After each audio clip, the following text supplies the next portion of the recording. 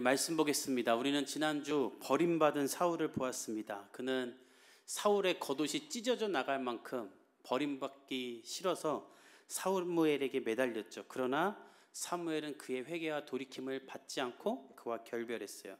왜냐하면 사울의 회개가 하나님 앞에서 자신의 죄를 뉘우치는 회개가 아니라 권력을 유지하기 위해, 왕의 자리에서 쫓겨나지 않기 위해 하는 때 묻은 회개였기 때문입니다.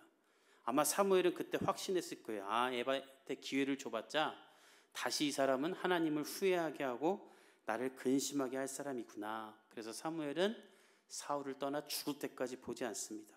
그리고 성경에 보면 사무엘이 홀로 깊은 슬픔에 빠져요. 이 슬픔이 얼마나 깊은 슬픔이냐면 원문을 보면 애도하다라는 말로 죽은 자를 위해 슬퍼하는 거예요. 그러니까 사무엘이 볼 때 사울은 영적으로 완전히 죽은 거예요. 전 여러분이 영적으로 죽지 않기를 축복합니다. 그러니까 사무엘에게 너무 슬픈 거예요. 그리고 이 인생의 회의를 느낀 거예요. 인생의 말년에 사무엘에게 남은 게 무엇이냐면 타락한 두 아들, 그 다음에 버림받은 사울밖에 없는 거예요. 여러분, 사무엘은 하나님께 버림받은 나라를, 하나님의 말씀이 들리지 않고 하나님의 역사가 희귀하던 이 나라를 다시 하나님의 나라로 만들었습니다. 그래서 사무엘로 인해 백성들은 더 이상 소견대로 살지 않고 하나님의 말씀을 따라 살기 시작하며 하나님의 뜻을 이루며 살았죠. 그런데 사무엘의 뒤를 잇는 아들들이 타락한 거예요. 그리고 사무엘이 회복한 나라의 질서를 탁 무너뜨렸어요. 아버지를 따라 거룩하고 성결하게 살며 백성들을 하나님께 인도하는 게 아니라 자신들이 먼저 뇌물을 받고 불의를 행하며 판결을 굽게 하는 악한 일들을 합니다. 그러니까 장로들이 찾아와요. 당신의 아들들이 이렇게 타락했습니다. 그러니까 왕을 세워줘야 되지 않겠습니까? 아마 사무엘의 마음은 갈기갈기 찢어졌을 거예요. 내 아들들이 이 나라를 다시 타락하게 만들었구나. 그리고 하나님께 또 죄송했을 거예요. 내 아들들의 타락으로 말미암아 이 백성들이 하나님을 버리고 사람을 왕으로 세우는구나. 그래서 사무엘은 너무나도 신중하게 사울을 왕으로 세웠는데 이 사울마저 하나님을 버리니 사무엘에게 남는 게 뭐가 있어요? 인생 전체가 허무해지는 거예요, 말년에. 저는 여러분의 인생에 말년에 이런 허무함이 없기를 간절히 축복합니다. 그러니까 여러분, 우리 지금부터 기도합시다. 우리의 말년에 이런 허무함이 생기지 않도록. 우리 이런 일이 얼마나 많아요, 이 세상에. 제가 감사한 건 우리 교회 청년들이 이 개척교회 섬기면서 사업도 다 잘 되고 승진도 하고 이직도 잘 되는 걸 보고 하나님 앞에 참 감사해요. 근데 중요한 건 여러분, 우리가 젊었을 때 바짝하면 안 되는 줄 믿습니다. 이 세상 보세요. 열심히 일생을 바쳐서 건강한 회사를 세웠는데 자손들이 그 회사를 무너뜨리고 또 CEO에게 맡겼는데 그 CEO가 불법을 행해서 회사가 무너지는 경우가 얼마나 많아요. 그 얼마나 허망하겠어요. 제가 한 연구조사를 봤는데요. 기업이 대부분 3대째부터 망한대요. 왜 그런가 연구를 했더니 1대들은 이제 목숨 걸고 기업을 키우고 2대 아들들은 아버지가 어떻게 힘들게 회사를 세웠는지 알기 때문에 또 잘한대요. 근데 3대부터는 그걸 잘 모른대요. 3대부터는 그냥 금수저로 큰 거예요. 그래서 자기 마음대로 하다가 회사를 많이 망가뜨린다라는 거예요. 이스라엘은 그 반복이었어요, 제사장들이. 근데 그것을 사무엘이 회복했는데 사무엘의 자손들도 그렇게 되니 얼마나 힘들었겠습니까? 허망했겠습니까? 자기는 실패자가 된 것 같은 거예요. 이제 나이가 들어서 재기도 못하고. 근데 은혜는 무엇이냐면 하나님은 일생을 자신에게 헌신한 사무엘을 실패자로 두시지 않고 다시 그를 통해 왕을 세운다라는 거예요. 이거 하나님이 우리의 하나님인 줄 믿습니다. 하나님은 우리를 실패자로 두지 않으세요. 그래서 하나님을 바라봐야 되는 거예요. 우리 1절을 한번 같이 읽어봅시다. 시작. 여호와께서 사무엘에게 이르시되 내가 이미 사울을 버려 내가 그를 위하여 언제까지 슬퍼하겠느냐. 너는 뿔에 기름을 채워가지고 가라. 이는 내가 그의 아들 중에서 한 왕을 보았느니라 하시지라. 계속해서 슬퍼하는 사무엘에게 하나님이 나타나십니다. 그리고 하나님 말하세요. 너 도대체 내가 버린 사울로 왜 슬퍼하냐. 이 문장이 굉장히 중요해요. 무슨 말이냐면 이 말은 하나님이 너 사울을 버린 게 나다. 즉 사울로 인해 슬퍼하지 말아라.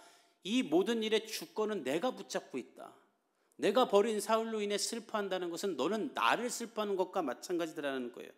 사울을 버린 것은 완벽하고 완전하고 선하고 지혜로운 나 여호와가 버린 것이니 너는 내가 행한 이 일에 순종하고 반응하며 다시 새로운 일을 하라는 거예요. 여러분, 우리가 하나님을 믿으면서 살지만 때로는 하나님이 내 삶에 내가 기대한 것과 바라던 거랑 다르게 행하실 때가 있어요. 그때 여러분 슬퍼하지 않길 바랍니다. 그 가운데 하나님의 섭리가 있어요. 여러분, 저는 개척하고 저는 아니죠. 우리는 교회를 개척하고 3개월 만에 코로나가 터졌잖아요. 뭐 이런 거 알았어요? 아마 그게 알았다면 저도 개척 안 하고 여러분들도 우리 교회 개척하자고 저한테 안 했을 거예요. 아무도.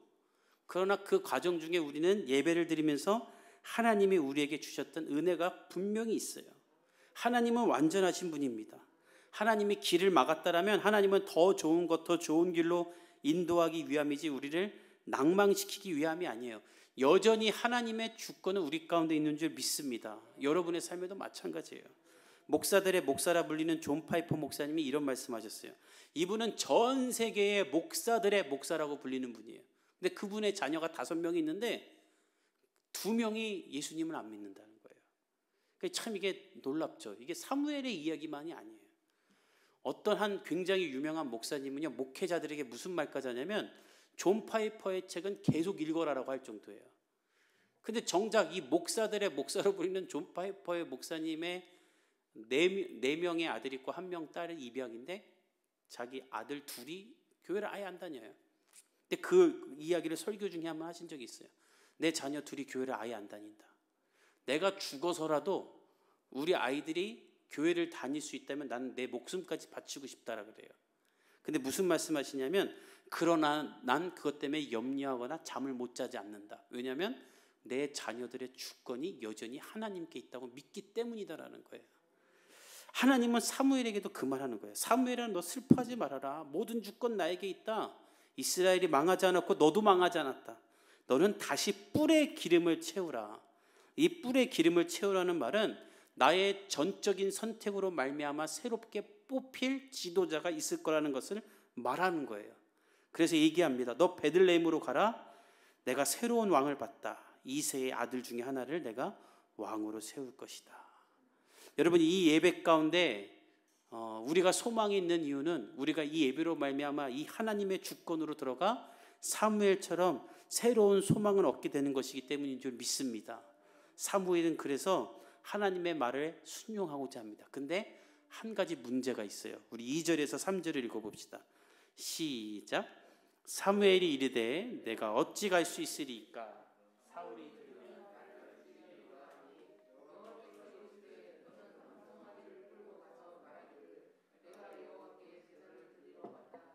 이사를 제사에 청하라. 내가 내게 행할 일을 가르치리니 내가 내게 알게 하는 자에게 나를 위하여 기름을 부을지이라.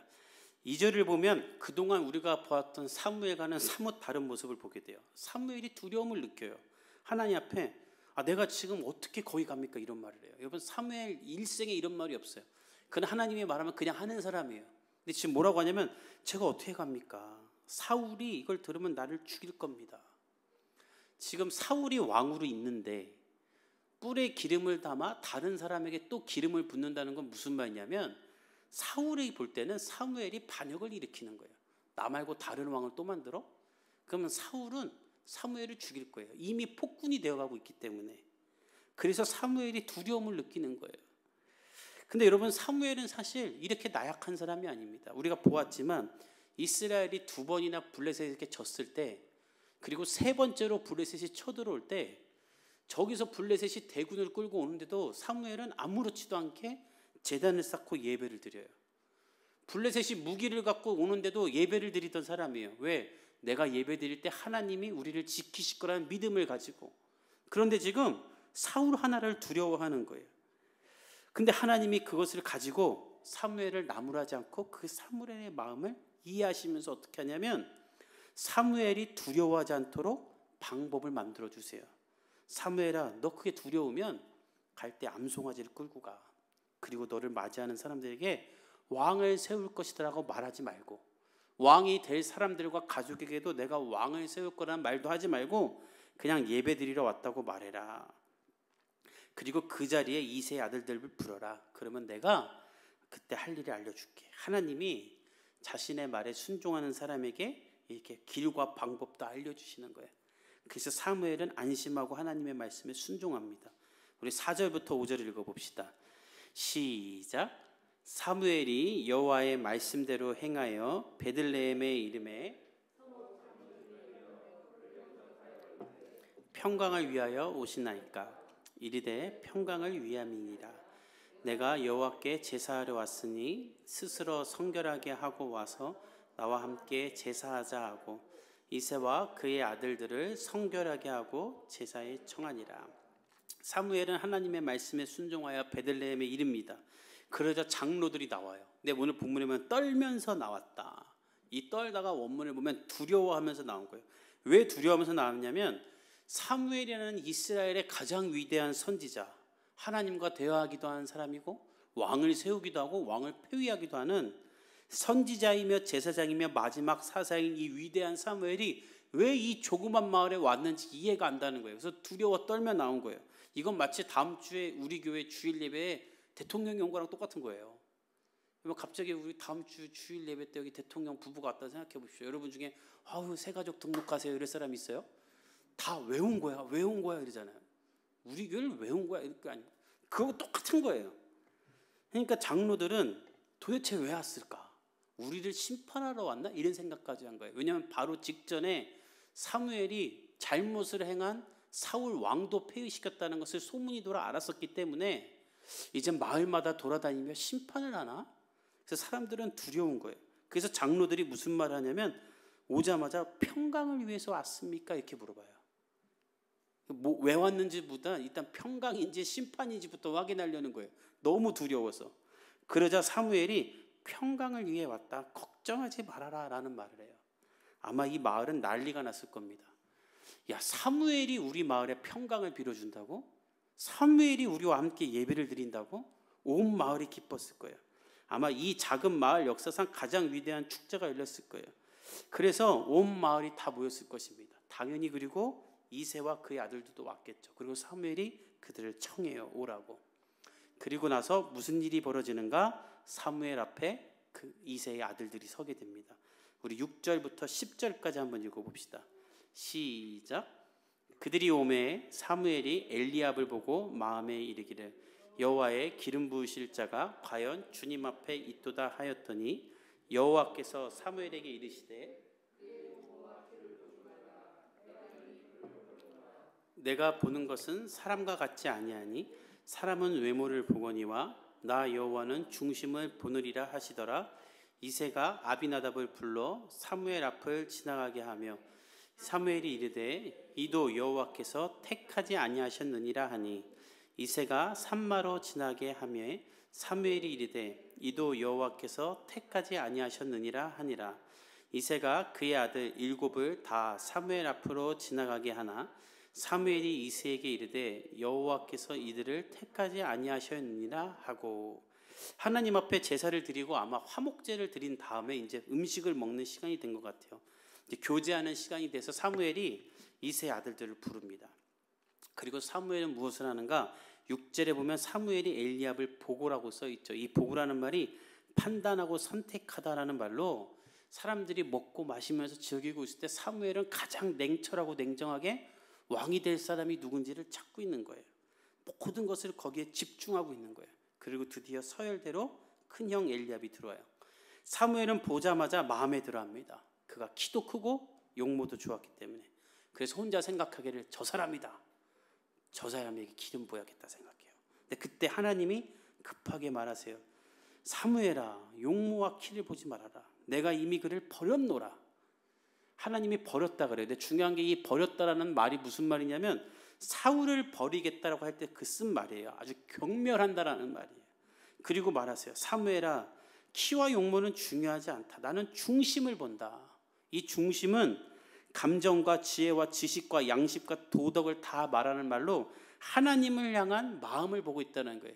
이 시간 하나님은 여러분이 하나님을 향한 마음을 보고 있는 줄 믿습니다. 엘리압은 보기엔 좋은 사람이에요. 근데 중심이 틀린 거예요. 근데 사무엘이 지금 어떤 실수를 하냐면 사울을 버리고 새로운 왕을 뽑으면서 사울과 같은 사람을 왕으로 또 세우려고 하는 거예요. 사울이 준수했고 다른 사람보다 머리가 하나 더 있었다고 하지 않습니까? 그런 사울과 같은 이미지의 엘리압을 또 뽑으려고 하는 거예요. 그러니까 하나님은 사무엘아, 그게 아니다. 사람은 외모를 보지만 나는 외모를 보지 않는다라는 말이에요. 사람은 외모에 착각하게 되기 때문이죠. 수년 전에 EBS에서 인간의 두 얼굴이라는 다큐를 한 적이 있어요. 사람이 착각한다라는 실험인데, 무슨 실험이냐면 33살에, 우리 교회 33살 많은데 33살의 건장한 이 청년을 1층 백화점 그 쇼윈도에 마네킹 옆에 이렇게 세워놔요. 그리고 지나가는 여자들한테 저 남자가 어떤 남자일 것 같습니까? 물어보는 실험을 해요. 한 번은 무릎 나온 청바지와 빨간색 체크 남방을 입고 세우고, 한 번은 백화점에 데려가서 아주 비싼 양복을 입히고 세워요. 똑같은 사람을 옷만 다르게 입히고 깨끗하게 꾸민 다음에 다르게 어떻게 평가하나 보려고. 근데 처음에 무릎 나온 청바지와 체크 남방을 입고 세우니까 지나가는 여자들이 보면서 뭐라 하냐면, 뭐 하는 사람 같으세요? 그럼 막 만두집 사장, 배달하시는 분이요. 연봉은 얼마일 것 같아요? 1200만 원이요. 매력은 얼마세요? 0부터 10 중에 매겨보세요. 그러면 0 아래는 없나요? 막 여자들이 이래요. 근데 그 똑같은 남자를 백화점 들어가서 좋은 양복을 입히고 머리를 이렇게 해주고 딱 세워놓으니까요, 다시 물어봐요. 여자들에게 저 남자 어떠 보이세요? 연봉은 1억 2천 같아요. 양복 하나 갈아입었더니 연봉이 10배가 올라가요. 10배가 뭐야? 뭐 올라가요. 그리고 아주 뭐 좋은 환경에서 자라갖고 좋은 기업 다니는 것 같아요. 옷만 갈아입혔더니 사람들이 그렇게 다르게 대하는 거예요. 하나님 그 말하는 거예요. 사람들은 외모를 보고 사람에게 속는다. 나는 그런 존재가 아니다. 나는 그 사람의 중심을 본다. 엘리압은 아니다. 그리고 하나님이 둘째 아비나답, 셋째 삼마도 지나가게 해요. 아마 사무엘은 당황했을 거예요. 왜냐하면 나중에 보겠지만 전쟁에 나갈 때 이 삼마 셋째까지만 나가요. 즉 삼마 아래로는 다 소년이에요. 그러니까 사무엘에 봤을 때 이 셋째 안에 뽑으셔야 되는데 이 셋째까지 다 아니라는 거예요. 그리고 심지어 나머지 이 자리에 있는 모든 아들도 하나님은 아니라고 하세요. 그래서 사무엘이 이새에게 묻습니다. 우리 11절을 읽어봅시다. 시작. 또 사무엘이 이새에게 이르되 내 아들들이 다 여기 있느냐? 이새가 이르되 아직 막내가 남았는데 그는 양을 지키나이다. 사무엘이 이새에게 이르되 사람을 보내어 앉지 아니하겠노라. 사무엘이 물어도 아들들 다 데리고 왔니? 그러니까 이새가 말이야, 막내가 있는데 그는 양을 지키고 있습니다. 사무엘이 아들들 다 부르라고 했는데 이새가 이 막내는 안 부른 거예요. 왜 안 불렀는가? 이스라엘 사람들은 다 대부분 유목민이죠. 이렇게 양과 염소를 치죠. 그러니까 이렇게 지금 아들들 다 모아서 부르면 양이나 염소를 칠 사람이 없으니까 누군가 한 명은 남겨놔야 되니 이새가 이 집안에서 가장 쓸모없고 하찮은 존재인 한 사람을 남겨놨는데 그 사람이 바로 이 다윗인 거예요. 왜 이 사람을 가장 한창 존재라고 말할 수 있냐면 이새가 11절에 말한 이 막내라는 말이 원문을 보면 하카톤이라는 단어인데 하찮고 쓸모없는 사람이라는 뜻이에요. 그러니까 우리 옛날에 우리 군대 가면 여러분 이렇게 근무 쓰잖아요. 위병소 근무도 쓰고 탄약고 근무도 쓰고. 이렇게 제일 쓸모없는 사람을 낮에 근무 쓰게 해요. 말년병장이나 이등병. 왜냐하면 낮에 일을 해야 되니까. 그것처럼 사무엘이 지금 아들들 다 부르라고 했으니까 양은 누군가 쳐야 되니 이새가 보기에 전혀 사무엘의 축복을 받을 자격도 없고 사무엘 만날 이유도 없어 보이는 한 사람, 막내 다윗을 양 지키라고 한 거예요. 만약 이게 아니라면 다윗은 사무엘이 오기 전부터 양을 치고 있었는데 이새가 아들들 다 불러 모을 때 다윗은 그냥 두라고 한 거예요. 뭐 사무엘이 다윗 만나러 갔겠냐, 그냥 걔 양이나 쳐라. 그래서 다윗은 사무엘이 왔는지도 모르고 계속 그냥 양치고 있었던 거예요. 근데 사무엘이 그를 데려오라 그래요. 그가 올 때까지는 내가 식사 자리에 앉지 않겠다. 그래서 사람을 보내 하찮은 사람 막내 다윗이 오게 됩니다. 우리 12절을 읽어봅시다. 시작.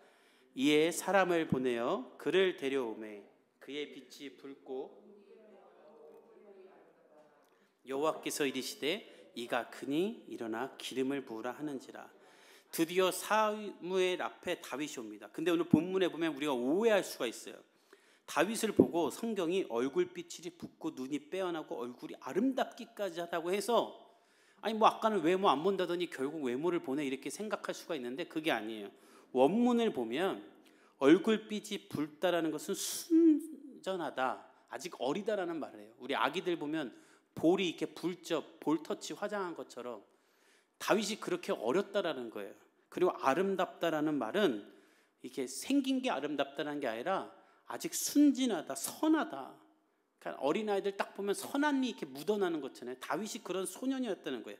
학자들은 이때 다윗의 나이를 15살이라고 여겨요. 그러니까 다윗이 아직 그렇게 순전했던 사람들이에요. 그래서 나중에 골리앗이 다윗을 약올릴 때, 조롱할 때 이 문장을 가지고 조롱해요. 우리 사무엘상 17장 42절을 한번 같이 자막을 통해 읽어봅시다. 사무엘상 17장 42절입니다. 시작. 그 블레셋 사람이 둘러보다가 다윗을 보고 업심여기니 이는 그가 젊고 붉고 용모가 아름다움이라. 그러니까 지금 이 붉고 용모가 아름답다는 말은 다윗이 이쁘다는 말이 아니라 아직 애다라는 말이에요. 근데 사무엘이 그에게 기름을 붓는 거예요. 그리고 어떻게 하는가? 13절을 읽어봅시다. 시작. 사무엘이 기름 뿔병을 가져다가 그의 형제 중에서 그에게 부었더니 이날 이후로 다윗이 여호와의 영에게 크게 감동되니라. 사무엘이 떠나서 라마로 가니라. 사무엘이 그에게 기름을 부어요. 이 뿔병은 하나님의 주권적인 선택을 말합니다. 이 다윗은 하나님이 선택한 사람이다. 그리고 그 자리에서 다윗에게는 하나님의 영이 임해요. 중요한 것은 왜 하나님에겐 다윗이었는가? 여러분 오늘 본문을 잘 보세요. 지금 사무엘과 하나님 앞에 가장 준비가 안 된 채로 서 있는 사람은 다윗이에요. 아까 봤지만 사무엘이 제사의 사람들을 청할 때 성결하게 하고 오라고 합니다. 그러니까 전부 다 깨끗한 옷 입고 목욕하고 치장하고 이쁘게 하고 왔을 거예요. 준비하고 야, 나 사무엘 만난다 기대하면서. 근데 다윗은 그런 상태가 아니에요. 양 치다가 왔어요. 여러분 양떼 목장 이런 데 가보세요. 사진으로 봐야 좋지 가보십시오. 냄새가 진동합니다. 양 냄새가. 제가 한두 달 전에 우리 교회 그 금요예배 찬양 인도해 주시는 분이 회사에서 나왔다고 이렇게 무슨 숙박권을 하나 선물해 주셔서 갔는데 거기에 양떼들 목장이 있어갖고 제 딸을 데려갔어요. 멀리서 보니까 와 양이다 해요. 가까이 가자마자 코 막고 지독한 냄새 하고 안 가요. 진짜 냄새가 지독하더라고요. 고기도 양고기는 냄새나서 못 먹는 사람 많잖아요. 근데 그 양을 치고 있던 다윗이 갑자기 왔으면 그 식사 자리가 양 냄새로 진동했을 겁니다. 다윗 하나 때문에. 그러니까 다윗은 지금 가장 성결하지 않은 상태예요. 양 냄새 나는 사람이에요. 그런데 하나님은 그 다윗을 향해 가장 성결하다고 말하며 기름 붓는 거예요. 그의 몸에는 더러운 냄새가 있을지 몰라도 그의 중심에는 하나님을 향한 순결한 사랑이 있었기 때문인 거예요. 그는 중심으로 하나님을 사랑합니다. 다음 주부터 이제 다윗의 얘기가 시작되는데 그는 하나님만 바라보며 찬양하며 하나님만 의지하며 사자와 곰과 싸웠던 하나님과 동행하는 사람이에요. 여러분 다윗이 양치면서 뭐 핸드폰을 했겠습니까? 넷플릭스를 했겠습니까? 하나님만 바라보며 하나님께만 나아가던 사람이에요. 하나님은 그거를 찾으신 거예요. 저 변방의 작은 마을에 아무도 알아주지 않는 하찮은 존재 다윗이라는 아이가 있다. 걔는 양과 함께 똥냄새 맡으며 있다. 그러나 그 아이는 나를 전심으로 사랑하는 아이다. 나는 그 아이를 왕으로 세우겠다라고 하나님이 말씀하시는 거예요. 사람은 외모를 봅니다. 어떤 차를 갖고 있는가, 어떤 옷을 입고 있는가. 사무엘도 그랬는데 세상 사람들이야 오죽하겠습니까? 그러나 하나님은 여러분들이 하나님을 향한 마음의 중심을 보시는 분인 줄 믿습니다. 우리 교회가 이렇게 외진 곳에 몇 명 되지도 않는 인원이 모여 예배하지만 우리가 마음을 다해 중심으로 하나님을 예배하면 하나님은 이 자리에 있는 한 사람 한 사람을 기억하시고 기름 부으시며 우리를 통해 일하실 줄 믿습니다. 우리가 이 믿음으로 예배드렸으면 좋겠어요. 여러분 하나님에겐 돈 많은 사람, 키 큰 사람, 스펙 좋은 사람 필요하지 않아요. 하나님은 큰 교회, 스펙 좋은 교회 필요하지 않아요. 하나님이 다 있어요. 하나님에게 필요한 것은 무엇인가? 하나님을 향한 순전한 사랑이 있는 사람을 하나님은 필요로 하세요. 돌아오는 한 주 저와 여러분이 다윗처럼 하나님과 동행하며 성결하게 예배자로 살기를 바랍니다. 하나님이 여러분을 기억하시고 찾으시고 여러분을 높이실 줄 믿습니다. 아멘. 우리 함께 같이 기도하겠습니다.